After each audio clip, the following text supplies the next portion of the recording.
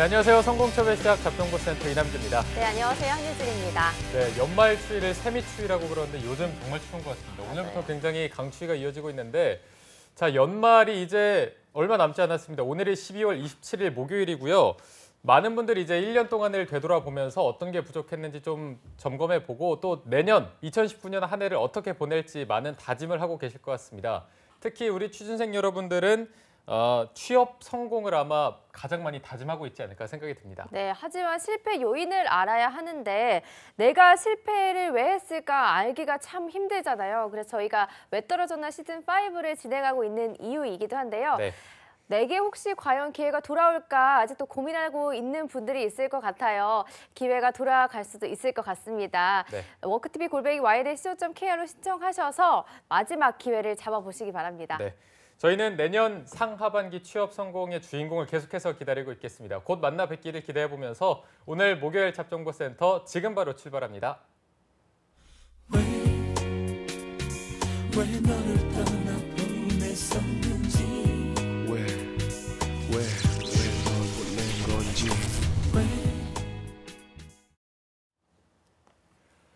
네, 답답하고 막막한 취업의 길 지원한 기업에서는 탈락 통보만 할 뿐 그 누구도 탈락한 이유에 대해서 알려주질 않습니다. 네, 아무도 얘기해주지 않아서 이걸까 저걸까 추측만 무성했던 나의 탈락 원인을 밝혀드리고요. 2019년도 상반기 공채 합격의 길까지 쭉 함께하는 취준생 구제 프로젝트 왜 떨어졌나 시간입니다. 네, 오늘은 저희가 말씀드린 것처럼 면접 컨설팅을 진행해 보도록 하겠습니다. 가장 힘들고 또 마지막 관문인 만큼 든든한 분과 함께 해야 될 텐데 오늘 굉장히 또 든든한 힐링 요정이 나와주셨습니다. 위포트의 차재원 컨설턴트와 함께 하겠습니다. 안녕하십니까? 안녕하세요. 네. 반갑습니다. 차코치님이 면접으로 오니까 또 새로운 것 같습니다. 예, 원래 주전공은 또 면접입니다. 그래요? 예, 그래서 아이고, 아무튼 근데 오늘 목소리가 약간 네, 감기에 걸리셨나요? 전혀 그렇지 않습니다. 정말? 굉장히 맑은 목소리로 오늘 진행할 수 있어서 너무 영광이네요. 맑은 것 같진 연말인데 않은 것 같은데. 나름 맑습니다. 잘 부탁드립니다. 네. 또 2018년이 마무리되어 가고 있습니다. 차코치님 연말 계획은 잡으셨나요? 연말 계획을 잡으려고 했는데 오늘 이제 함께할 우리 준수 씨와의 대화 이후로 어떻게 할지가 좀 고민입니다. 가능하면 마지막 출연자님이만큼 잘 챙겨드려서 좋은 결과 거뒀으면 좋겠네요. 알겠습니다. 좋습니다. 자, 그리고 왜 떨어졌나 네 번째 행운의 주인공도 모셔보도록 하겠습니다. 김준수 학생 모시겠습니다. 안녕하세요. 네, 안녕하세요. 네, 준수 학생. 보통 오늘이 3일째이기도 해서 방송에 익숙해질 법도 하지만 면접 날이기도 해요. 네. 그래서 많은 학생들이 이날을 가장 떨려 하던데 준수 학생 오늘 기분은 어떤가요? 저도 역시 마찬가지로 아무래도 카메라 앞이고 이제 면접까지 한다고 하니까 더 긴장이 되는 것 같습니다. 네, 네, 그런데 맞아요. 준수 씨는 그래도 조금 면접 경험이 있는 것 같습니다. 5번 정도의 면접을 경험했는데 다 1차에서 좀 탈락한 경험이 있는 거로 보이고요. 면접에 대해서 그만큼 더 좀 아쉬운 점이 있을 것 같은데 실제로 면접을 보면서 어떤 게 가장 힘들었나요? 일단은 면접을 이제 준비를 해 갔는데 사실 그 새로운 질문들이 항상 나오고 하다 보니까 그쵸. 그런 점에 대해서 이제 좀 긴장이 되기도 하고 이제 1분 자기소개를 할 때 항상 어떤 방향으로 이렇게 말을 해야 될지 좀 고민이 많이 되기도 했습니다. 네. 네, 면접 전형에 대한 고민을 살짝 들어보긴 했는데 차코치님이 보시기에 준수 씨가 면접 전형에 있어서 대비 부분에서는 어떤 점이 아쉬웠다고 볼 수 있을까요? 예, 일단은 뭐 오늘 들을 얘기가 참 사실 많습니다. 특히 이번 시즌이 제가 지금 이 왜 떨어졌나만 벌써 3번째 시즌, 한 4번째 시즌 가까이 하고 있는데 이게 할 때마다 느끼는 건 참 마음이 무겁다는 부분입니다. 이분이 조금만 잘해주시면 좋은 결과가 나올 텐데 그렇지 못했던 게 아쉬웠고요. 특히 이번 시즌 제가 만났던 분들, 김태수 학생, 최재면 학생, 그리고 오늘 김준수 학생이 이르기까지 조금만 좀 교정이 된다면 좋은 결과가 나올 법한데 그런 부분이 아쉽다라는 점, 그런 부분을 좀 말씀드리고 싶은데요. 김준수 씨에게 드리고 싶은 이야기가 바로 취업 준비면에 있어서의 내용입니다. 준비해 주신 자료들을 보니까 전체적으로 뭔가 학습을 통해서 이 면접 준비를 했을 수도 있겠다라는 걱정이 좀 앞서고요. 왜냐하면 한정된 면접 기회가 있는데 그거를 놓치셨다는 점에서는 뭔가 지금 본인이 강조해야 될 부분은 놓친 채 남들이 을의 면접이란 건 이런 거 해야 된다라는 말만 믿으시고 거기에 맞게 좀 급급해서 준비를 하셨던 게 아닐까라는 우려가 되고요. 이런 표현은 초면엔 죄송하지만 대기실에서 일부러 말씀을 서로 많이 안 나눈 건데 되게 인상이 좋아요. 인상이 좋으시다 보니까 장단점이 있는 거거든요. 그러니까 과연 이 직무에 정말 뜻을 품고 지원을 했는지 자체가 좀 어필을 해야 되는 부분을 놓치고 있는 채 면접을 봤기 때문에 두세 차례의 면접들에서 좋지 않은 결과가 나왔던 게 아닐까 싶고요.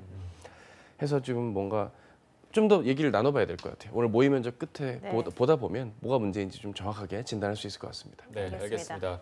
오늘 이 시간 통해서 어떤 점이 부족했는지 좀 명확히 밝혀지기를 기대해 보면서 준수 씨가 면접을 어떻게 대비했는지 이 부분도 한번 짚어보도록 하겠습니다. 남유진 캐스터가 전해드리도록 하겠습니다. 네, 준수 씨는 2018년 공채 시즌에 무려 5번의 면접 기회를 얻었지만 아쉽게도 합격의 문턱을 넘지 못했습니다. 과연 이 어떤 점이 조금 부족했는지 준수 씨가 준비한 면접 자료들을 살펴보면서 하나씩 알아보도록 하겠습니다. 면접 자료는 크게 기업 분석과 면접 예상 질문으로 나뉘는데요. 면접 예상 질문을 총 5가지로 준비했습니다. 먼저 첫 번째는 자기소개 및 지원 동기, 두 번째는 지원자 관련해서 질문을 준비했는데요. 자신의 생활 신조, 또 학점이 낮은 이유, 또 존경하는 인물, 그리고 또 마지막 할 말, 이전 회사에서 한 업무, 취미 및 특기, 평소에 좋아하는 것, 주변에서 본인의 평가 및 별명도 준비했습니다. 또 힘들었던 경험, 스트레스 관리, 편입과 퇴사한 이유, 성격상 장단점도 준비했습니다. 또 회사 관련 질문도 준비했는데요. 회사에 지원하게 된 동기, 또 최근 알고 있는 회사의 산업 동향, 또 회사에 대해서 아는 것과 제품 서비스에 대해서도 이제 준비를 했고요. 또 직무 관련해서 질문도 준비했습니다. 본인이 그 직무에 어울린다고 하는 이유, 또 직무 관련해서 회사에 기여하고 본인이 준비한 것에 대해서도 준비를 했고요. 또 희망 직무와 다른 직무를 맡게 된다면 어떨 것 같은지도 준비했습니다. 마지막으로 역량 관련 질문입니다. 협력업체와 트러블이 생겼을 때 어떻게 대처할 수 있는지, 또 회사에 기여할 수 있는 점, 리더십, 성취감, 또 개인 약속이 있었을 때 회사에 나와야 한다면 이런 질문도 준비했고요. 그리고 당신이 어떤 인재를 뽑을 것인가, 타인을 도운 경험, 소통 경험, 협업 경험 등 다양한 질문을 준비해서 면접에 대비했습니다. 이렇게 구체적으로 질문을 준비했음에도 불구하고 과연 합격의 문턱을 넘지 못했던 이유가 무엇인지 잠시 스튜디오에서 자세하게 알아보겠습니다.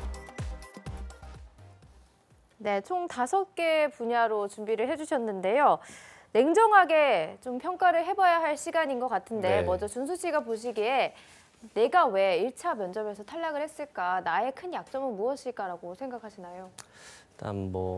일단 면접 준비가 부족한 것도 있었던 것 같고요. 그리고 긴장을 하다 보니까 제가 가진 역량들을 다 잘 표현을 하지 못한 게 큰 이유이지 않을까 싶습니다. 네. 그래도 준비는 생각보다 굉장히 많이 하신 것 같습니다. 네. 자료도 굉장히 많이 준비하신 것 같은데 실제로 이렇게 자료를 좀 준비하면서 어려웠던 점도 있을까요? 일단은 이제 제가 항상 이렇게 답을 준비하면서 이게 내가 준비한 답이 맞는 답인지 항상 이게 고민이 되더라고요. 그래서 그런 것도 있었고, 이제 기업 분석을 하면서 그 기업에 대한 정보가 좀 부족할 때는 어떻게 말을 해야 되나라는 고민을 많이 했습니다. 네.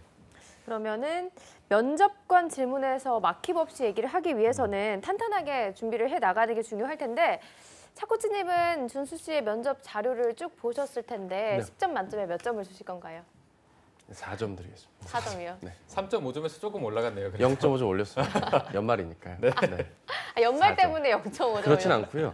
앞에 두 지원자분들의 대비보다는 네. 제가 만났던 학생분들보다 좀 더 준비를 더 하셨다는 점에서 높게 사고 싶습니다. 하지만 그게 있습니다. 처음 자료를 받았을 때 이 도이치 모터스 자료만 이게 주셨어요. 네. 그럼 이게 면접 자료가 아니라 회사 정보 자료거든요. 네. 저는 주식을 하지 않기 때문에 이 정보를 본다 한들 이게 면접에도 도움이 안 될 뿐더러 면접에 대한 대비 자료를 달라고 했는데 좀 걱정을 했는데 그거에 비한다면 질문의 가지수는 좀 많았기 때문에 네. 준비 면에서는 점수를 0.5점 올려서 4점을 드리고 싶습니다. 하지만 과연 지금 준비하신 이 내용들의 답변이 충분히 있는지도 한번 좀 스스로에게 좀 여쭙고 싶어요. 답변은 안 해주셔도 되고요. 지금 준비해 주신 2페이지 분량의 이 문제들의 답변을 절반 이상 내가 할 수 있다라고 한다면 다행인 거고요. 못한 채 그냥 질문만 모아놓고 불안에 떨면서 면접을 앞두셨다면 그거는 좀 오히려 좋지 않은 준비거든요. 그런 점에서는 좀 아쉽기 때문에 4점을 드렸습니다. 네. 이게 보통 많은 분들이 면접을 준비하면서 내가 준비한 질문에 대한 답변을 정해놓고 그래서 좀 외우는 식으로 많이 하다 보니까 이게 실제 면접장에서 더 딱딱하고 긴장되기 마련이거든요. 준수 학생도 이거를 좀 외우는 식으로 준비를 했는지 어떻게 준비를 했나요? 저 처음에는 이제 외워서 갔었는데 이제 외워서 가면은 너무 긴장하다 보니까 말이 막 안 나오고 하더라고요. 기억도 안 네, 나고. 기억이 안 나고 해서 이제 그 다음부터는 좀 외우는 방식보다는 그냥 제가 기본적으로 틀을 생각해 놓고 이제 면접 질문의 방향에 따라서 조금씩 이렇게 바꿔서 말하는 그런 식으로 했었습니다. 네. 그래도 꽤 좋은 방법을 음. 사용하신 것 같은데 그리고 또 이렇게 쭉 면접 예상 질문들도 뽑아주셨는데요. 실제로 이 질문들을 면접장에 갔을 때 많이 받았나요? 항상 이제 준비했던 질문들을 가지고 가도 그거에 대해서 꼭 이렇게 질문 안 해주시더라고요. 다른 거를 항상 새로운 거를 물어보시더라고요. 그래서 되게 어려웠던 것 같습니다. 그게. 어떤 본인이 받았을 때 가장 좀 난감했던 대답하기 어려웠던 질문 같은 게 있나요?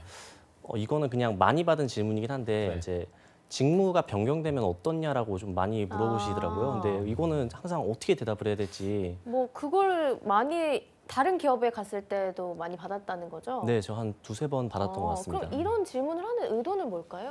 일단은 여러 가지가 있는 게요. 첫째는 총무 업무 실제로 하시는 분들 중에 직무 전환을 요청하시는 분들이 꽤 있거든요. 그럼 이제 업무 자체가 실제로 벌어지는 일이다 보니 네. 우리 내부 직원들은 직무를 옮기고 싶어 하는데 외부인들은 이 직무를 또 하고 싶어 하면 언젠간 이 친구도 충분히 직무 전환을 요청할 수도 있을 거니까 정말 이 직무에 대한 의지가 있는지를 보기 위한 질문인 것 같고요. 또 하나는 얼마만큼 이 직무에 대한 이해를 하고 생각을 하고 왔는지가 지금 궁금해서 확인차 질문을 건지는 경우입니다. 답변의 방법은 여러 가지인데 본인이 앞부분의 답변들에서 총무 업무라든가 인사 업무에 대한 자신의 소견이나 어떤 개념을 못 밝혔다면 그거를 좀 정의를 좀 내려주시면서 답변해 주시는 의지를 보여주셔도 되고요. 아니면은 본인의 경우는 생각을 안 해봐서 당황스럽지만 결국 이 직무에서 요구되는 이러이러한 면을 잘 실천하겠다는 식으로 이야기를 풀어가서 다시 한번 좀 진취적으로 마무리해 주시는 게 뭐 나쁘진 않은 답변일 것 같습니다. 네. 그럼 실제로 준수 씨는 이 질문이 들어왔을 때 답변을 좀 어떤 식으로 했었나요? 저는 이제 경영 지원의 다른 분야인 뭐 예를 들어서 이제 총무 면접을 봤을 때는 뭐 인사라든가 아니면 구매나 경영 기획 같은 부분을 하고 싶다라고 이제 답변을 했었거든요. 네. 이 대답은 좀 어떻게? 글쎄요, 저 지금 놀래가지고 저도 그냥 그래요. 이게 전혀 예상을 못했는데 지금 그 말씀은 결국 뭐 바뀌어도 상관없습니다 주의거든요. 근데 이제 예를 들어서 영업 직무와 같이 회사의 모든 직무를 다 이해해야만 본인의 업무가 잘 되는 직무의 경우라면 뭐 연관 있는 직무로에 옮기는 것, 직무 전환 정도는 뭐 기한을 두고 돌아올 수만 있다면 한 번쯤은 고민해 보겠다 정도로 얘기해야 되는데 너무 또 직접적으로 직무를 말씀하시는 건 조금 불허하고요. 일부 업체들 중에 이런 것도 학습화해서 준비하시는 분들이 계세요. 너무 당황스럽습니다. 하지만 뭐 이렇게 하시는 거를 싫어하셔서 그냥 직무만 말씀하세요 하시는 분들도 계세요. 그런 경우라면 지금 하시는 총무 업무와 유관한 게 결국 인사 아니겠습니까? 네. 인사 직무를 희망한다 정도로만 얘기해 주시는 게 오히려 좋을 것 같습니다. 네, 알겠습니다. 자, 일단 이제 잠시 후부터 본격적으로 모의 면접을 진행해 볼 텐데 어떤 점을 주로 평가해 주실 건지 이 부분 좀 알려주시죠. 예, 사실 이런 모의 면접을 보면 이제 기업을 정해놓고 오시지만 오늘 기업이 정해지지 않은 채 지금 이제 면접을 모의 면접을 해야 됩니다. 네. 그러니까 그 준수 씨가 가장 희망하시는 총무 직무를 중심으로서 이제 모 기업의 총무 직무로 면접을 볼 거고요. 중점 사항은 저는 이제 뒷부분 가서 좀 이야기를 많이 나누겠지만 지금 본인을 다 드러내지 않은 채 학습된 답변을 면접장에서 자꾸 나열을 하니까 면접관이 준수 씨에 대한 관심보다는 방어 기제를 보인다는 모습 때문에 자꾸 질문을 어렵게 받게 되고 난처한 질문 위주로 받다 보니 본인은 준비한 얘기를 못한 채 끌려가다가 끝나는 일들이 많았을 것 같아요. 한 번 더 오늘 그 기분을 느껴보는 시간이 되지 않을까 그런 느낌이 드는데 괴롭힐 생각은 전혀 없고요. 네. 오늘 이 자리를 계기로 보다 더 나은 설득의 장을 좀 면접장에서 보여주셨으면 좋겠다는 마음으로 준비했습니다. 네. 오늘은 저희가 면접이 끝나고 할 얘기가 굉장히 더 많을 것 같습니다. 네, 그러니까요. 그럼 빨리 면접을 진행해 보도록 할 텐데 먼저 준수 씨는 마음을 잘 가다듬으시고 네. 1분 자기소개를 해보도록 하겠습니다. 카메라 보시고 네. 자유롭게 해주시면 됩니다. 네. 시작하면 될까요? 네. 네. 네. 안녕하십니까. 저 항상 소통할 준비가 되어 있는 지원자 김준수입니다. 저는 동국대학교 경영학과를 졸업하고 지난 8월까지 1년 8개월간 KTDS라는 IT 기업에서 자사 300명, 협력사 700명이 근무하는 본부의 총무 담당자로 근무를 하였습니다. 저는 제가 가진 커뮤니케이션 역량을 바탕으로 고객사가 요청하는 운영센터 구축건을 잘 수행한 경험이 있고 그리고 분석 역량을 바탕으로 본부의 비용 지출권에 대해서 분석을 하여 비용 누수를 막은 경험이 있습니다. 이런 경험과 역량을 바탕으로 내부 고객과 항상 소통하여 회사의 생산성을 높일 수 있도록 노력하도록 하겠습니다. 감사합니다. 네. 시간은 한 50초 정도로 적당했던 것 같고요. 경험을 위주로 좀 많이 나열해 주셨는데 차코치님은 좀 어떻게 들으셨나요? 고개를 갸우뚱하시네요. 예, 그렇죠. 되게 안타까운 자기소개였고요. 지금 강조하시려는 게 뭔지가 일단 지금 잘 들리지가 않았던 게 네. 문제고요. 네. 그냥 제가 본격적인 면접 실습하기 전에 하나만 좀 부탁을 드릴게요. 네. 본인께서 답변 안 하셔도 돼요. 부디 오늘 저와의 면접 때는 본인께서 생각하시는 장점을 좀 보여주셨으면 좋겠습니다. 알겠습니다. 누구나 할 법한 소통과 분석만으로는 본인의 장점을 효과적으로 설명할 수가 없습니다. 그러면 경험이 뒷받침되면 되겠죠. 무슨 말씀인지 아세요? 네. 누구나 할 만한 강점의 역량을 키워드로 말씀하시려면 경험이 좀 특별하면 좋아요. 근데 이 경험이 누구나 할 만한 에피소드의 경험이었어요. 그럼 그걸 통해 결말이라도 좀 특출나면 좋거든요. 누구나 할 만한 키워드, 누구나 할 법한 경험, 그러면 누구나 할 법한 결론. 요 세 가지가 누구나 할 법한 얘기가 나오니 누구나 할 법한 자기소개로 인해 본인의 매력을 어필해야 될 포인트를 못 잡은 채 질문이 되게 원론적인 질문밖에 나올 수가 없는 거예요. 1분 자기소개라는 건 나 오늘 면접 때 이러한 준비를 해왔으니 나 오늘 잘 부탁하오 라는 대화의 시작인데 어디부터 질문을 해야 될지 방향을 못 잡는 거죠. 소통이란 단어를 들었다고 막 면접관 분이 기대가 될까요? 아, 이 친구 소통 능력 있네. 이 질문 좀 많이 해야겠는 걸. 이런 분 없거든요. 이 친구 분석이 보통이 아닌 걸. 경험을 이렇게 누구나 할 법한 경험이었잖아. 막 이러면서 질문하는 거 없거든요. 네. 그러니까 제가 지금 억지로 약간 오버한 측면도 있지만 지금 강점의 포인트가 잘못 잡혔기 때문에 좀 매력이 반감되면서 질문이 원론적인. 분명 이 자기소개 끝나시면 질문이 뭐가 나오냐면 총무란 뭐라고 생각해요? 라고 100% 나오게 돼 있어요. 그러니까 되게 어렵죠. 차라리 총무란 뭡니다라는 말부터 했다면 예를 들어서 그럼 질문이 이거보단 좀 더 스텝이 심화된 질문이 나오면서 본인이 의도한 대로 면접을 끌고 갈 수 있는데 전체적으로 좀 갸우뚱해지는 왜 이 친구 이 직무 왜 지원했지라는 느낌이 드는 그런 조금 아쉬운 실제 본인 그런 분 아닌데도 그 매력이 반감된 자기소개였다 말씀을 드립니다. 네. 알겠습니다. 자, 그럼 이제부터 본격적으로 모의 면접을 진행해 보도록 할 텐데요. 차코치님이 27분까지 자유롭게 진행해 주시면 될 것 네, 같습니다. 알겠습니다. 드디어 방송 중에 시간이 정해져서 너무 행복합니다. 27분까지 깔끔하게 진행을 해보고요. 네. 회사가 정해져 있지 않기 때문에 총무 직무에 특화돼서 질문을 이어가도록 하겠습니다. 네. 네, 준비되셨습니까? 네. 예, 자기소개 잘 들었고요. 그러면 인사총무 직무를 희망하셨는데 네. 뭐 누가 추천해 준 겁니까 본인한테? 아닙니다. 또 누가 추천해 주신 건 아니고요. 이제 제가 항상 저는 어렸을 때부터 아버지에게 교육을 받기를 항상 남에게 도움이 되는 사람이 되라라고 교육을 받았습니다. 그래서 항상 타인에게 도움이 되고자 노력을 하였고 제가 업무 아르바이트나 다른 대외 활동 같은 것을 하면서 다른 사람을 이렇게 도와주는 것에 좀 이렇게 보람을 느끼고 그런 걸 하면서 인사총무 업무가 저에게 맞지 않을까라는 생각이 되어 인사총무 업무로 직무를 희망하게 되었습니다. 예, 말씀 감사한데 그러면은 본인에게 있어서 회사란 어떤 걸까요? 회사라는 거를 누가 본인에게 질문하신다면 회사란 나에겐 이런 의미가 있다. 한 말씀 주실 수 있을까요?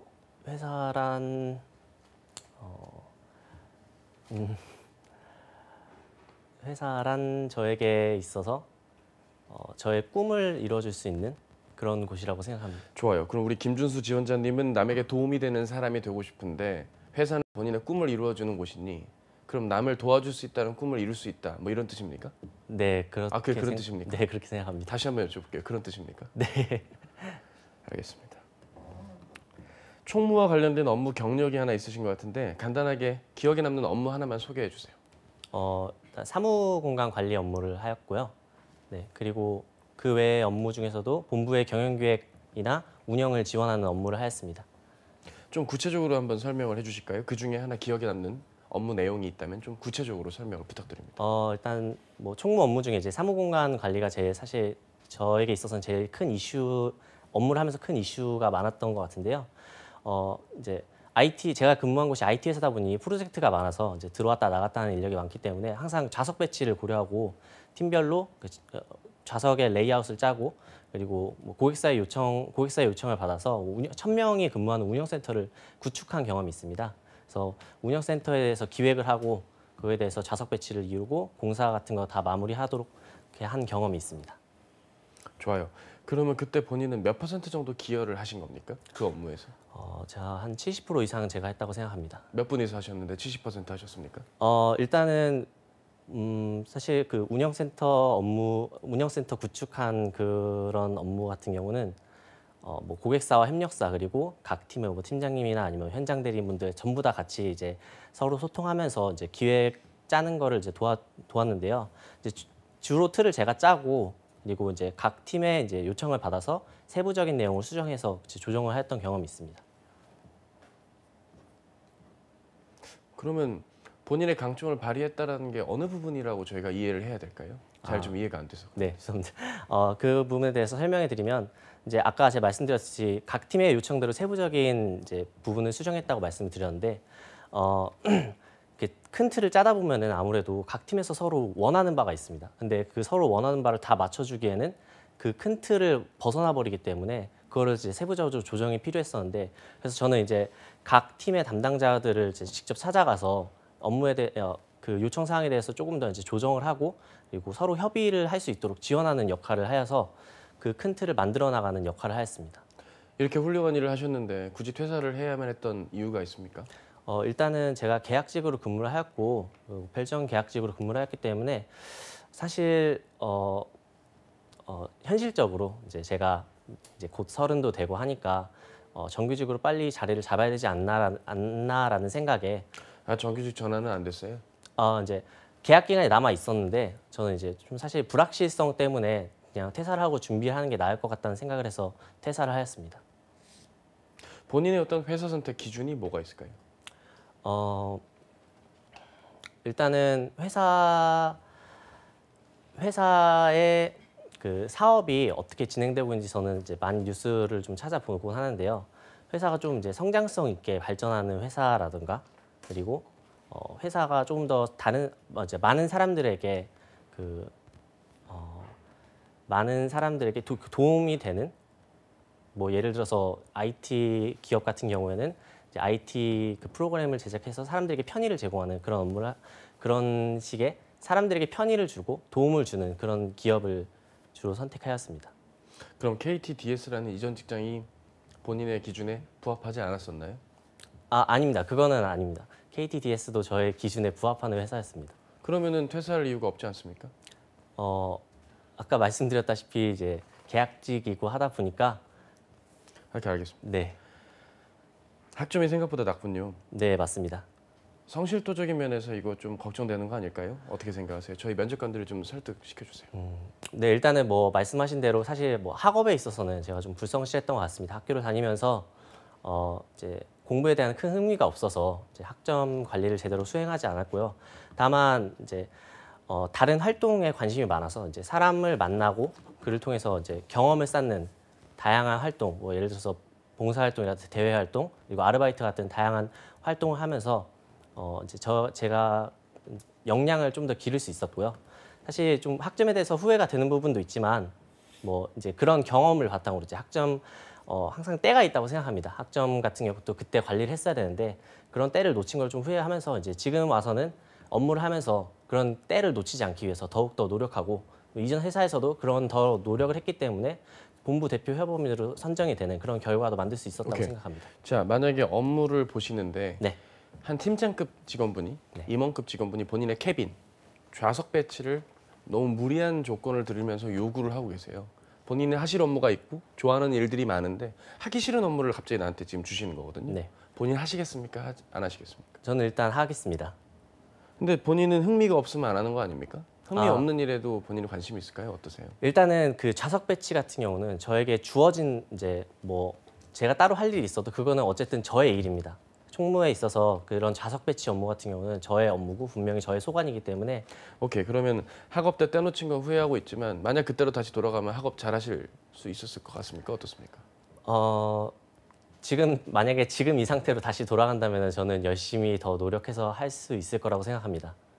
주변에서 김준수 씨 어떤 사람이라는 평을 좀 받습니까? 주변 분들한테. 일단 제 주변 사람들은 제가 되게 노력하는 사람이라고 많이 말을 해줍니다. 이제 어떤 노력을 하셨습니까? 최근에? 뭐 이전 회사에서 같은 경우도 이제 주어진 업무를 열심히 수행하고 업무에 대한 자존심이 되게 강하다고 많은 말을 들었습니다. 그러니까 업무를 끝까지 무리해서라도 놓치지 않고 끝까지 수행한다는 평가를 많이 받았습니다.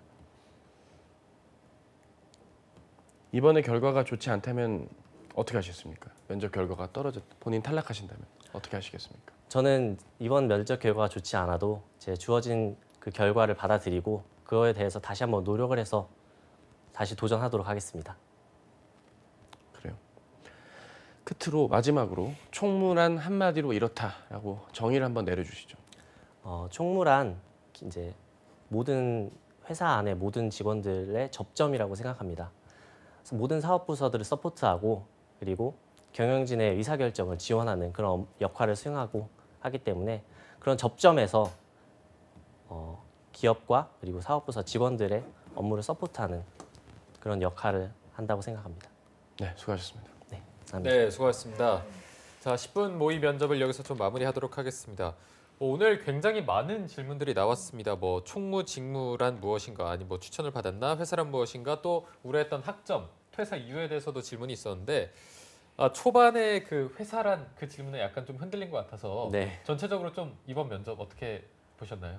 사실 회사란 그런 질문은 이제 준비하지 못한 질문이기도 해서 되게 당황을 많이 했어요. 그래서 네. 사실 초반에 그 질문을 받다 보니까 이후에도 계속 좀 흔들렸던 것 같은데, 네. 뭐 어느 면접을 가도 항상 새로운 질문을 받는데 그럼요. 좀 이렇게 당황스러운 거에 이제 대처하는 그런 걸 더 준비를 해야 될 것 같습니다. 네. 네. 맞아요. 뭐 준수 씨가 처음에는 좀 당황하는 모습을 보이기도 했지만 준비한 것 같은 질문에 대해서는 좀 강인한 모습을 보이기도 했거든요. 차코치님이 전반적으로 어떻게 평가를 하셨나요? 일단 뭐 태도나 전달력 면에서는 뭐 잘못된 건 없다고 봅니다. 하지만 이걸 준비하는 과정부터 뭔가 어긋난 게 결국 이렇게 큰 아쉬운 점들로 이어진 게 아닐까라는 생각이 들고요. 네. 1분 자기소개에 대해서 딱 15초만 다시 한번 강조를 드리겠습니다. 네. 본인이 자꾸 이렇게 원론적인 이야기만 하면 면접 질문이 오늘처럼 받게 될 것입니다. 따라서 본인이 강조하고 싶은 포인트가 뭔지를 따지셔야 됩니다. 면접이라는 건 전형에 대한 이해가 필요하고 나에 대한 이해가 필요합니다.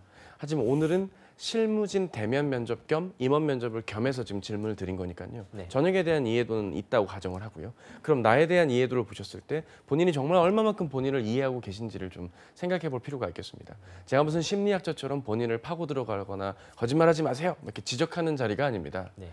본인께서 생각할 때 정말 내가 뭐가 강점인지 객관적인 시각으로 본인을 좀 판단을 내리는 시간이 이번은 이를 계기로 좀 필요하지 않을까 싶습니다. 제가 판단컨대 분석과 소통은 본인의 강점이 될 수 없습니다. 꾸준함 확인이 곤란합니다. 학점이 낮기 때문에 확인이 곤란합니다. 그러니까 서류가 그게 통과됐다는 건 학점은 오케이라는 의미이기 때문에 학점이 낮지만 이게 좋다는 식의 접근이라든지 방금과 같이 그건 답변 잘해 주셨거든요. 그 부분은 후회하고 있지만 그 이후에 업무를 잘했다라고만 하셨는데 업무 성과랑 좀 연관을 지으면서 본인이 여기에 적합하다는 걸 보여주셨어야 됐어요. 그리고 죄송합니다라는 말을 하셨는데 이런 말을 할 필요가 없습니다. 네. 그러니까 가능하면 좀 당당한 모습을 보여주셔야 되는 게 왜냐하면 인상이 서글서글하고 좀 착하다 보니까 좀 자기 주관에 대한 분명한 포인트들이 좀 보여야 될 텐데 오늘 요 짧은 시간 동안에라도 전혀 드러나지는 좀 않았거든요. 그리고 뭔가 자꾸 준비된 듯한 이야기들이 나와요. 아버지로부터 도움이 되는 사람이다. 네. 이제 이런 식의 어떤 답변이 틀렸다가 아니라 너무나도 정말 기다렸다는 듯이 말이 이렇게 나와버리면 그 다음 질문은 본인께서 말씀하시는 거에 반대되는 질문들을 일반적으로 던지게 돼 있거든요. 그러니까 아까도 제가 2번을 이렇게 질문을 드렸어요. 도움이 되는 사람이라고 본인이 하셨으면 제가 그래서 회사란 무엇입니까? 라고 했잖아요. 그럼 당연히 이건 일종의 배구로 치면 리시브를 드리는 거거든요. 한번 기회를 주겠다는 건데 그걸 그냥 뭐 홀라당 좋지 않게 꿈을 이루어주는 곳이라고 답변을 해주시니까 그럼 이제 긍정적인 시그널을 보여주시는 면접관이라면 그러면 본인이 꿈을 도와주는 것이니 그걸 이룰 수 있다 이 얘기입니까? 라고 이제 긍정적으로 할 텐데 뭐 거기서 또 너무나 또 익숙하게 네 그렇습니다 이렇게 좀 너무 암기한 듯한 느낌의 짜여진 답변이 이어지니까 전체적으로 괴리감이 들고 이 지원자를 왜 뽑아야 되는지 모르겠죠. 그러니까 한마디로 파악이 어렵습니다. 예, 본인을 파악하기 어렵기 때문에 이 면접 결과들이 좋지 않다라는 게 제가 내리고 싶은 1차적인 결론이고요. 내부 고객과 소통을 하고 효율을 추구하겠다라는 1분 자기소개가 아까 떠올랐습니다. 네. 근데 그 얘기와는 또 반대되게 흥미가 없으면 나는 원래 안 했다라든지 과거의 모습과 입사 이후의 다짐이 너무나 다른 성격으로만 이야기가 나오다 보니 제가 그렇게 특정 팀장님의 에피소드를 대면서 제가 질문을 역으로 드린 거였고요. 전체적으로 그러니까 본인이 내가 이번 면접에 어떤 컨셉으로 가야 된다는 생각을 못한 채 이런 질문 나오면 요거 답해야지. 저 질문 나오면 요 경험 말할까? 저 경험 말할까? 이렇게 좀 짜여진 대로 그러니까 평가전처럼 그때그때 때우기식으로 질문들에 대한 답변을 대비하다 보니 큰 틀에서 내가 도대체 어떤 방향으로 오늘 이 면접장에서 나의 색깔을 보여드려야 되는가에 대한 정리를 못한 채 답변만을 준비하다 보니 지금 이게 뭔가 땜질식 답변이 되다 보니까 이 지원자의 어떤 면을 보고 파악해야 될지가 지금 막연해서 그동안의 결과가 좋지 않았던 게 아닐까 싶습니다. 네. 이게 뭐 말씀해 주신 것처럼 원론적인 얘기가 많이 나오다 보니까 자연스럽게 면접이 좀 압박처럼 느껴지지 않나 그렇죠. 이런 좀 생각도 드는데 네. 아까 뭐 퇴사 이유에 대해서 뭐 좀 정규직 전환이 안 돼서 네. 그 전에 나와서 불확실성이 좀 커서 미리 준비를 하게 됐다. 네. 이 답변은 좀 어떻게 보시나요? 그 답변 자체는 틀린 게 아닙니다. 네. 그 다음 답변이 문제였던 겁니다. 다음 본인의 질문은? 회사 선택 기준을 제가 여쭤봤습니다. 네. 근데 이제 회사의 성장 가능성을 얘기했고요. 네. 그러면 KTDS가 성장 가능성이 없었던 회사군요. 라고 했습니다. 거기서 아닙니다. 성장 가능성이 있습니다. 그랬습니다. 그럼 왜 퇴사했나요? 제가 사실 아까 말씀드렸지만 정규직. 이러면 기준이 2개가 되는 거 아닙니까? 그럼 처음부터 기준을 2개로 말씀해 주시던가요? 근데 그것도 아니잖아요. 그럼 성장성 얘기의 부분에 있어서는 아예 답변을 안 하셨어야 됐습니다. 성장성을 답변하셨다면 2가지 기준이었다가 애초에 말을 그러니까 애초에 본인 스스로가 직무를 정할 때 나는 이런 기준으로 직무 정했어. 난 이런 생각으로 회사를 정해야 돼까지 고려해야 되는 게 대졸 취업입니다. 국내 대기업 중심에. 만약에 이런 대비가 제가 내일도 한번 출연해서 말씀을 드리겠지만 이런 식의 대비가 본인에게 좀 안 맞다면 정말 대면 면접이 짧게 이루어지는 경력을 쌓으셔서 경력 이직을 하셔야 되거나 외국계의 기업으로 취업을 하셔야 되는 겁니다. 제가 드리는 조언은 정말 진심이고요. 이런 전형에 대한 대비를 열심히 하시면 좋은 결과가 나오겠지만 하시다 보면 이게 안 맞을 수도 있는 거거든요. 따라서 저는 개인적으로는 좀 본인께서 어느 정도 내 생각의 기틀, 내 컨셉의 방향을 명확하게 잡지 않은 채 답변거리들을 준비하다 보니 이런 안타까운 결과들이 나온 게 아닐까 싶습니다. 방향을 명확하게 잡아주세요. 제가 만약에 네. 우리 준수 씨라면 본인의 방향을 이렇게 할 것 같아요. 학점은 비록 낮지만 한 방이 있는 지원자 혹은 총무 업무는 한마디로 이렇다라는 정의를 최소 3가지에서 5가지까지 정의를 내려주시고요. 각각의 정의에 맞게 본인의 경험을 좀 매칭하면서 그 경험 속 성과는 다 하나씩 나와주고 그렇게 해서 좀 내가 총무 직무에 특화된 지원자라고 좀 탄탄하게 가져가 주시는 느낌으로 가든지 아니면 인상이 좋고 서울서울하고 사람 만나기 좋아하니까 총무 업무에서 발생할 수 있는 어떤 인간관계적인 면에서의 강점들이 어떻게 쓰일 것이다라는 걸 느꼈다고 하든지 아니면 업무 내용 자체로만 특화해서 정말 뭐 실전형 인재라든지 아니면 준비된 올드루키 그런 쪽으로 가주든지 이 3가지 아니면 답이 없습니다. 왜냐하면 지금 학점이 워낙 낮기 때문에. 예. 두산 베어스 좋아하세요? 어제 야구를 예, 저는 야구 좋아하는데 린드블럼 선수 방어이랑 똑같습니다. 본인 학점이. 너무 놀래가지고. 그러니까 이게 본인을 제가 뭐 낮추겠다 이런 뜻이 아니라 네. 본인이 강점을 생각을 해보셔야죠. 학점 질문 당연히 나올 거죠. 퇴사 질문 나올 거죠. 회사 선택 기준과 직무 선택 기준 요 4가지는 무조건 나옵니다. 이거를 자기소개 때 차라리 꺼내주시는 게 단점을 먼저 드러내면서 장점을 한 번 더 키워드로 어필해 주시는 게 본인의 좋은 결과로 이어지지 않을까 싶습니다. 네. 네. 알겠습니다. 지금 그러면 준수 씨의 전체적인 이미지는 좀 괜찮은 편인가요? 이미지는 괜찮지만 그 이미지가 반감되는 그런 답변의 내용들 내가 말하면서도 내가 뭘 얘기하는지를 모르는 상황들 이게 지금 문제라는 겁니다. 내가 뭘 얘기하는지는 알고 답을 해주셔야 되는 겁니다. 제가 지금 뭐 얘기하는지는 저는 알고 있거든요. 준수 씨의 합격을 위해서 도움을 드리자라는 큰 틀이 있죠. 네. 근데 지금 어떤 느낌이냐면 구구단을 모른 채 9구는 81일에 7, 8에 56일에 맞나요? 7, 8, 56 맞죠? 맞습니다. 56이죠? 56일이라는 것만을 기억하고 가신 거예요. 상형 문자 기억하듯이. 그런데 갑자기 97에 이러니까 97은 7, 8만 아는데 97은 99 알거든요. 99 답변 들어도 되겠습니까? 지금 이런 느낌을 주는 거예요. 그러니까 본인이 좀 뭔가 좀 부담을 주는 거죠. 이런 게 부담이 되는 거예요. 인상이 좋은데 뭔가 자꾸 짜여진 것 같은 뭔가 한꺼풀을 벗기고 보니 이 지원자 너무 틀에 박힌 준비만 했구나. 그러니까 확인이 불가한 거죠. 그러니까 제가 지금 저기 자꾸 저거 보이시는 모르겠지만 파악하기 곤란함, 어려움. 정말 파악이 어렵습니다. 파악이 쉽게, 용이하게 본인의 의도와 컨셉을 분명히 드러내시는 게 남은 기간 동안 대비해야 될 숙제고요. 꼭 좀 부탁드리고 싶은 거 하나는 연습을 많이 해야 된다기보다는요. 본인이 하려는 이야기를 한두 문장으로 좀 정리를 한 다음에 그 문장을 눈으로 보시면서 짧게라도 좋으니까 반복 연습을 하시는 게 좋습니다. 한마디로 총무란 이렇다. 이에 맞게 이런 역할을 하겠다. 이 두 줄을 보면서 눈으로 보면서 계속 말씀을 하세요. 과거에 내가 이런 경험이 있다면 경험과 함께 이 얘기를 마무리.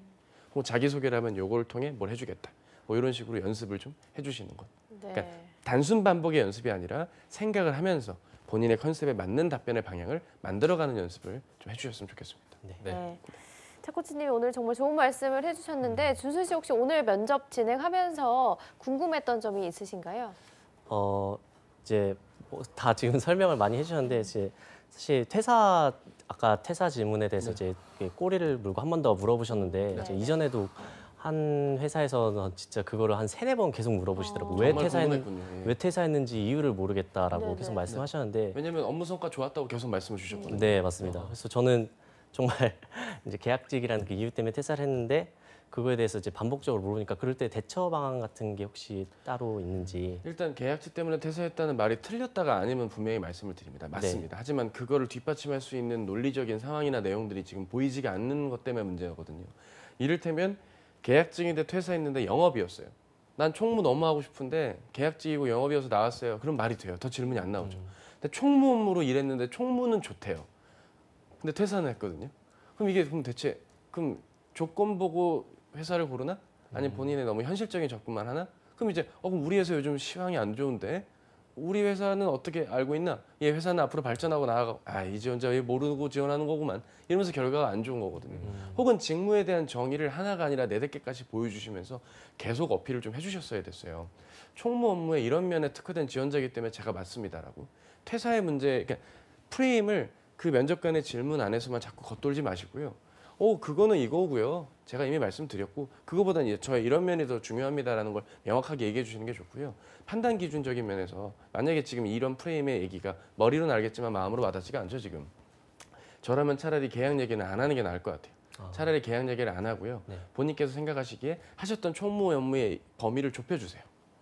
사무 공간 업무로만 특화가 되다 보니 나는 총무 업무를 인턴 과거 할 때는 이런 업무도 해보고 이전도 해보고 다양하게 해봤는데 너무 한정된 일만 하다 보니까 그것도 곤란했고 때마침 계약도 종료가 되는 시점이었다. 그래서 계약을 종료한 후에 옮겼다고 하시는 것도 좋고요. 그러니까 명확하게 계약이 남았는데 나왔다는 느낌보다. 그래서 저라면 총무 업무에 대한 자신의 생각을 여러 가지 버전으로 설득을 하시던지 아니면 퇴사의 이유를 업무 범위가 좀 좁았다라고 범위를 좁혀놓고 총무의 다양한 업무들에 대한 자신의 강점을 어필해주는 과거의 경험과 함께 그 프레임에 빨리 빠져나오시는 게 본인에게 좀 도움이 되지 않을까 싶습니다. 네, 알겠습니다. 자, 오늘은 여기서 면접 컨설팅을 좀 마무리해 보도록 하겠습니다. 내일은 저희가 토탈 컨설팅을 진행하니까요. 준수 학생은 이제 내년 상반기 또는 하반기 공채를 어떻게 준비할지 좀 계획을 세워서 오셔서 점검을 받으시면 될 것 같고 차 코치님은 내일도 또 뵙도록 하겠습니다. 네, 두 분 고맙습니다. 고맙습니다. 감사합니다. 네, 잡정보센터 1부는 여기서 마무리하고요. 2부에서는요. 일자리 방방곡곡이 준비되어 있고요. 네, 그리고 세계 시장에서 더 유명한 자랑스러운 우리 기업들이죠. 히든 챔피언 기업의 채용 정보를 알아보는 시간도 마련되어 있습니다. 네, 어디 가지 마시고요. 채널 고정!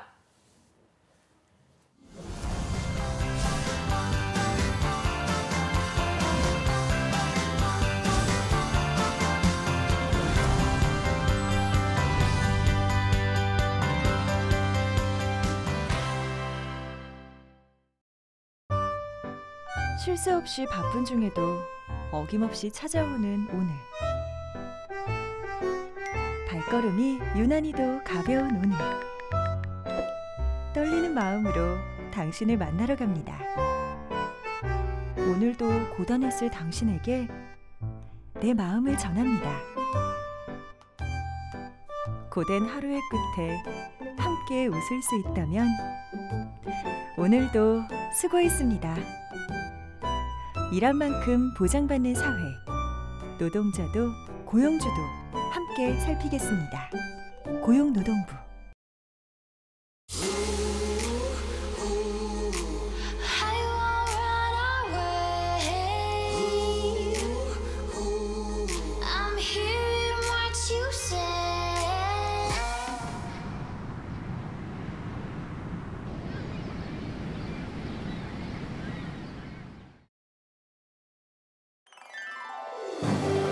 한국 직업 방송을 보면 취업이 보입니다.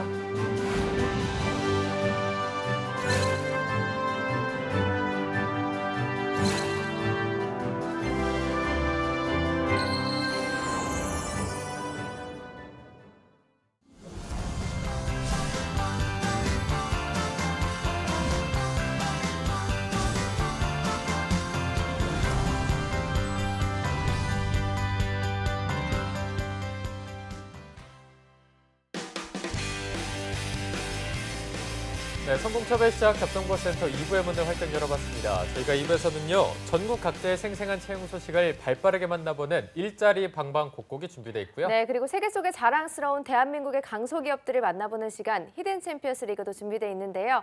먼저 일자리 방방곡곡부터 바로 만나보시죠.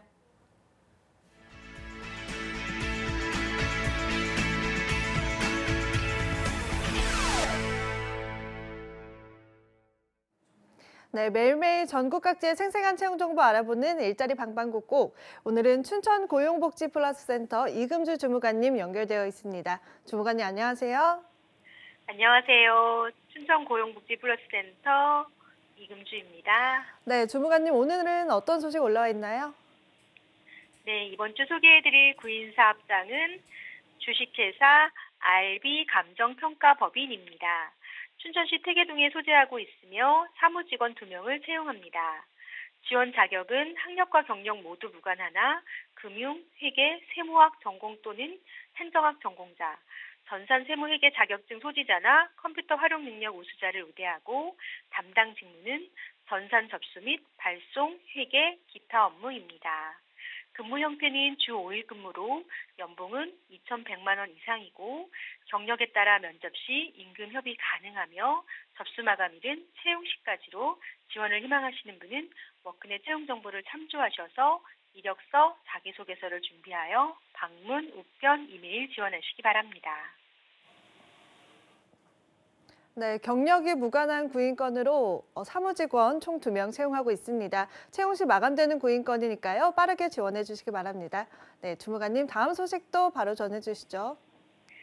네, 다음으로 소개해드릴 구인사업장은 한국폴리텍대학 산학협력단 강릉지소입니다.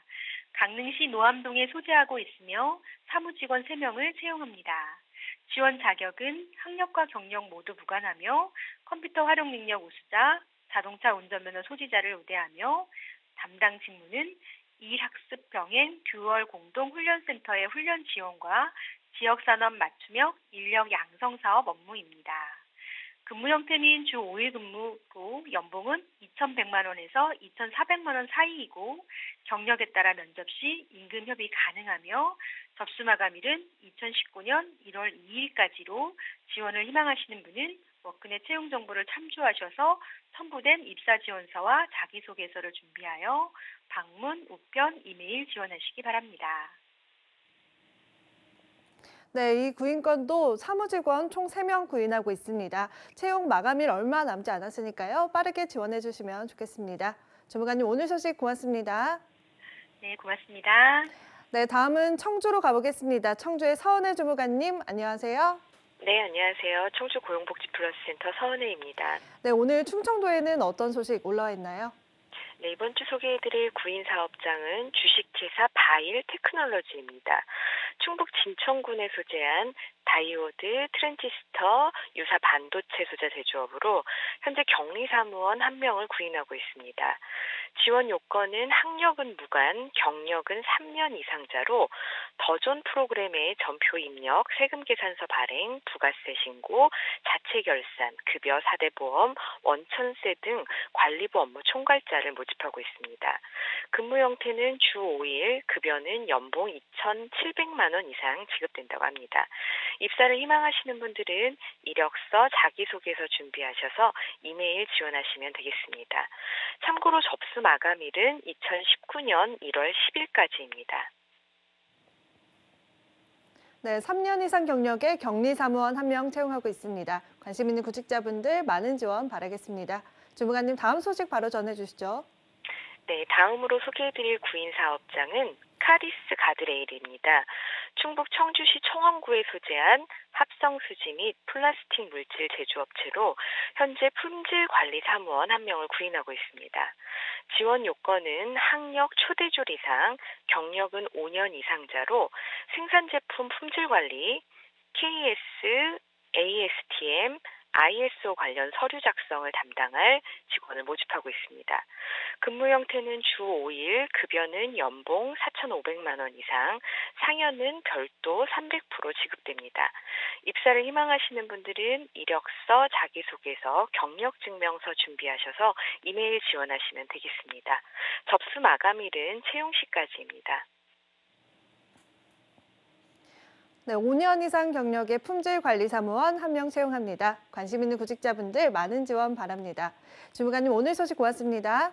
네, 고맙습니다. 네, 지금까지 일자리 방방곡곡 강원도와 충청도 채용 정보 알아봤습니다.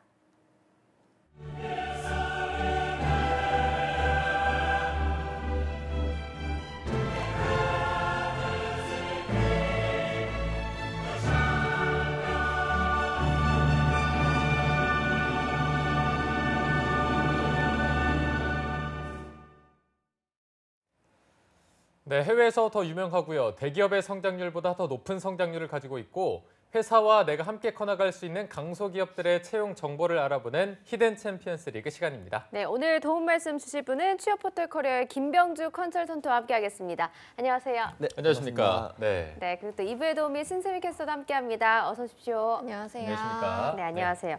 오늘은 시간이 좀 부족해서 빠르게 진행을 해보도록 하겠습니다. 네. 오늘 병주쌤이 소개해 주실 기업 바로 들어볼게요. 네, 이번에 소개해드릴 기업은 1987년 12월에 설립되어 완제 의약품 제조 사업을 하고 있는 한국 유나이티드 제약입니다. 네, 이 유나이티드라고 하니까 뭔가 많이 들어본 느낌도 나고 살짝 글로벌 느낌도 나는 것 같은데 네. 어떤 기업인지 자세히 소개 부탁드리겠습니다. 네, 한국 유나이티드 제약은 비타민제, 항암제, 항생제, 순환기계, 해열 진통제, 소화기계 약품 등 약 200여 종에 이르는 의약품을 제조해 국내는 물론 해외 40여 개국에 수출하고 있는 다국적 제약 기업으로서 베트남 호치민, 필리핀, 미얀마, 인도네시아, 태국 등 여러 나라의 현지 법인 및 지사를 두고 있습니다. 한국 유나이티드 제약은 철저한 현지화 사업을 통해 세계 시장을 공략하고 있으며 한국 유나이티드 제약 중앙연구소는 1994년 설립 이래 업계 최상의 수준의 R&D 투자를 바탕으로 고부가 가치 의약품 개발에 힘써왔습니다. 이로써 실로스탄 CR정, 가스티인 CR정, 클란잔 CR정 등 다양한 계략 신약을 개발해 계략 신약의 강자로 자리매김했고요. 2004년에는 우수제조기술연구센터로 지정받았고 2017년에는 스마트 공장을 건설함으로써 의약품 제조에 관한 첨단 기술력과 품질의 우수성을 공유받았습니다. 한국 유나이티드 제약은 생산에서 유통에 이르기까지 수직 계열화되어 있고요. 현지화 전략을 통해 For the Best 글로벌 헬스케어 컴퍼니를 지향하고 있습니다.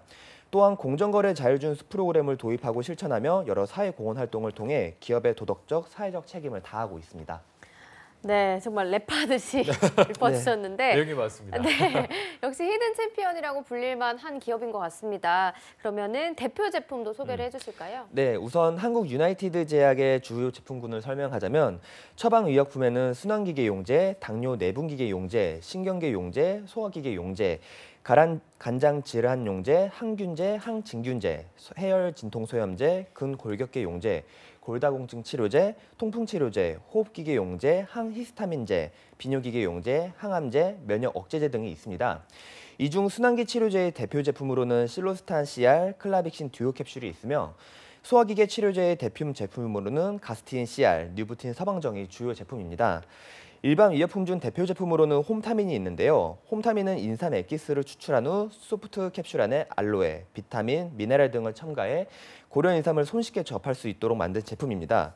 이 제품은 2002년 세계 시장 점유율 2위를 달성해서 산업자원부로부터 세계 인류 상품에 선정되기까지 했고요. 국내 피로회복제 가운데 해외로 가장 많이 수출되는 품목이며 특히 베트남에서는 자양강장제 부분에서 높은 점유율을 기록하고 있습니다.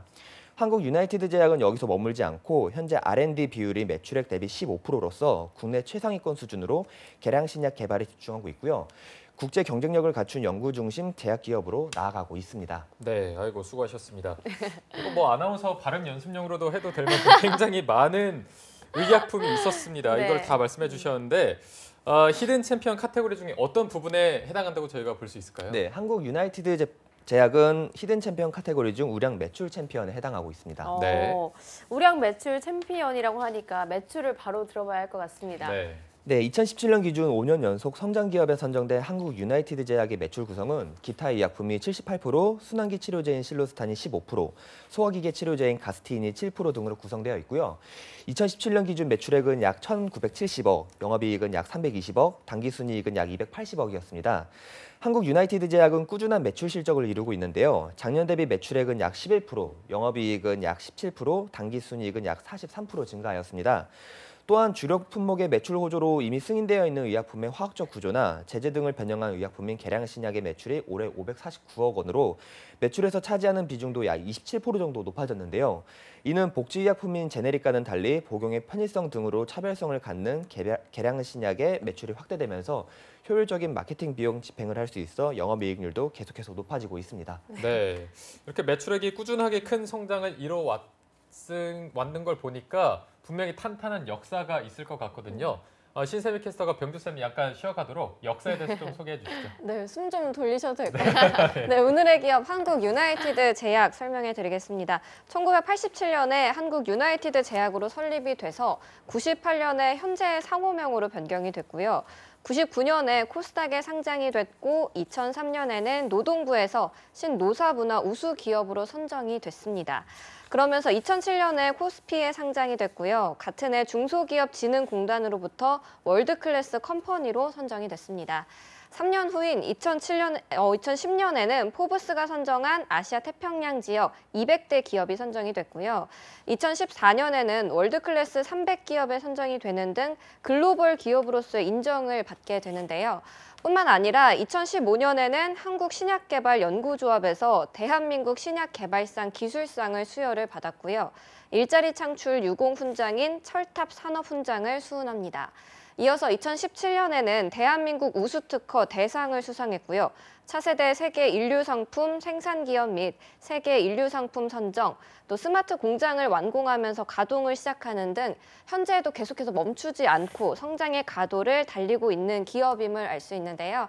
지금까지 한국 유나이티드 제약 연역 살펴봤습니다. 네, 연역 소개까지 들어봤는데요. 취준생 여러분들뿐만 아니라 남규 MC 세미 캐스터가 가장 궁금해할 부분이죠.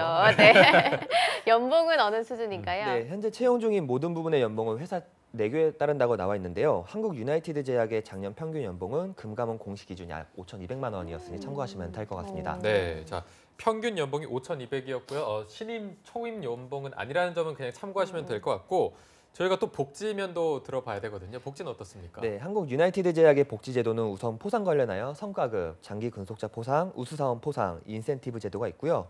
휴양시설 지원, 초중 고등학교 자녀학비 지원, 직원 대출 제도, 영업활동비 지급 등이 있습니다. 이외에도 사내식당, 기숙사 운영, 무료 건강검진 지원, 각종 경조금 지원, 자회사 제품 할인 등 다양한 복지가 지원되고 있습니다.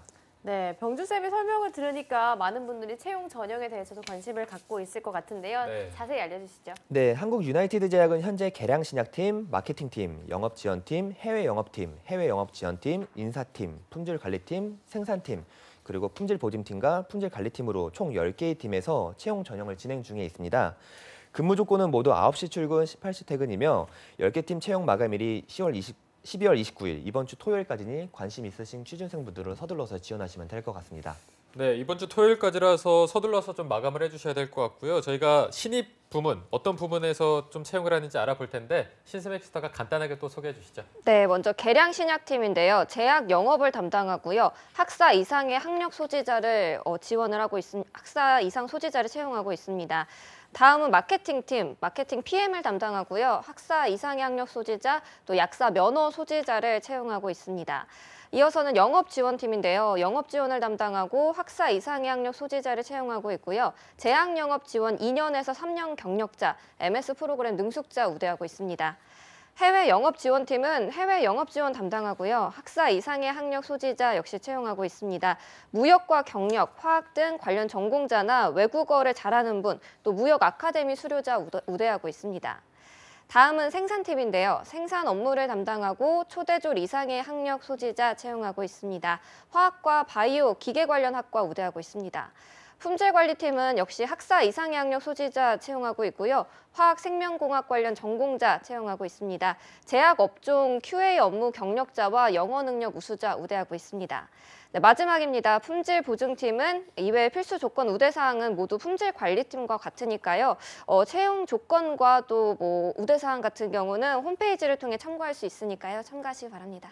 네, 병주쌤 유나이티드 제약의 채용 절차도 바로 소개를 해주시죠. 네, 채용 절차는 서류 전형, 1차 면접, 2차 면접, 임원 면접, 최종 합격 순으로 진행됩니다.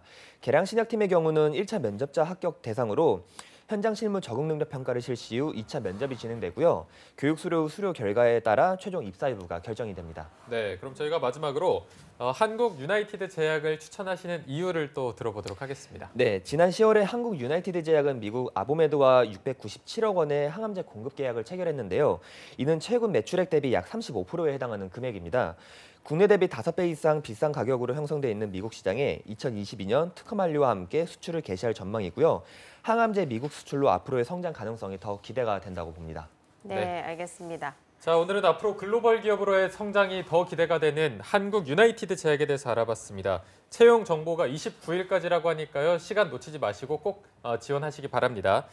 그러면 저희가 또 마지막으로 신세미 캐스터가 여기 지원하실지 네. 대답을 들어보도록 하겠습니다. 네, 오늘 용어가 너무 어려워서 병주쌤 너무 고생하신 것 같고요. 제가 뭐 용어는 자세히 모르겠지만 일단 가장 알 수 있는 건 연봉이 높고 또 연역을 살펴봤을 때 글로벌 시장으로 계속해서 성장해 나가는 그런 모습을 볼 수 있어서 아마 탄탄하게 계속해서 나아가지 않을까 생각을 합니다. 네, 알겠습니다. 네. 자, 오늘 함께해 주신 취업포털 커리어의 김병주 컨설턴트 그리고 신세미 캐스터 두 분 고맙습니다. 고맙습니다. 네, 잡정보센터 오늘 준비한 내용은 여기까지고요. 내일은 또 금요일이라서 금요 스페셜이 방송이 되는 날입니다. 네. 저희가 성탄절에 하루 쉬었기 때문에 내일 네. 1부에서는 또 김준수 학생의 마지막 포털 컨설팅을 준비를 했습니다. 네, 그리고 2부에서는 어벤져스 특집 또한 준비되어 있으니까요. 내일 방송도 기대해 주시기 바랍니다. 시청해 주신 여러분 고맙습니다. 고맙습니다.